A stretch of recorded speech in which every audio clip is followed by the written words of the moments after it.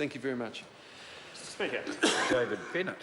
Thank you, Mr Speaker, and it's a pleasure to speak on this taxation bill. Another taxation bill for our very fine committee, and I'd like to thank the Minister for his introduction to this bill. And the last speaker that actually spoke on it gave us a bit of an introduction into closely held companies and look-through companies and other parts of the tax system. And the main thing that that last member talked about was the capital gains tax and the inability he sees so far in this regime for capital gains taxes to follow through into to the shareholders. And I'll come to the other party that's yelling out in a minute.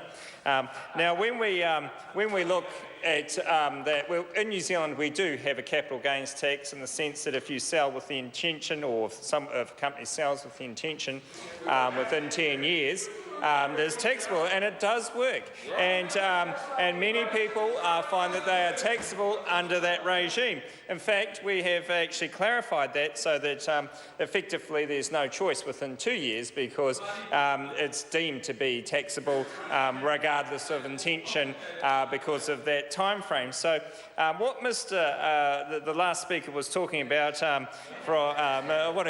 whatever his name might have been from Napier, Mr Nash, is that he wants a capital gains tax, obviously. And that is the clear message, because to change the policy would involve having a capital gains tax involved. And we've heard that time after time from the opposition spokesperson on tax. We see this in this House every time we have a tax bill. They say, we want a capital gains tax. We stand up on this side and tell the public what they have just said, and then they deny it. They deny. Just accept that you want a capital gains tax, that is the policy of the Labour Party. Just be honest with the public of New Zealand. Go out there and tell them that the Labour Party intends to bring in a capital gains tax.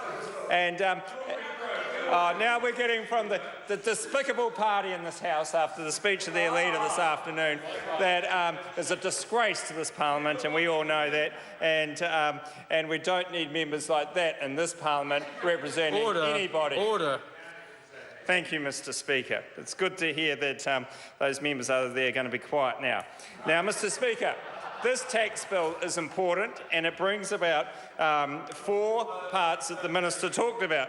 The first is around to the look-through companies, and we look forward to that debate going through the Select Committee and the Labour Party's intention of bringing capital gains taxes into that section of it.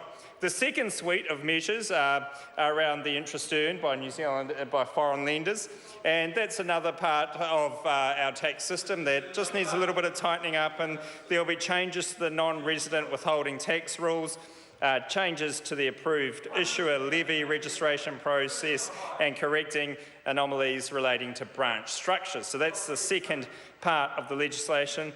The third part has various amendments around GST rules, and the fourth part looks at some mainly technical amendments to our tax system.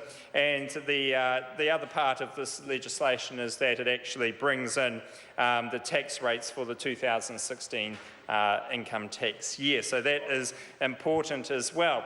So this bill, Mr Speaker, is an important part of the tax process, of making sure that we have strong legislation there.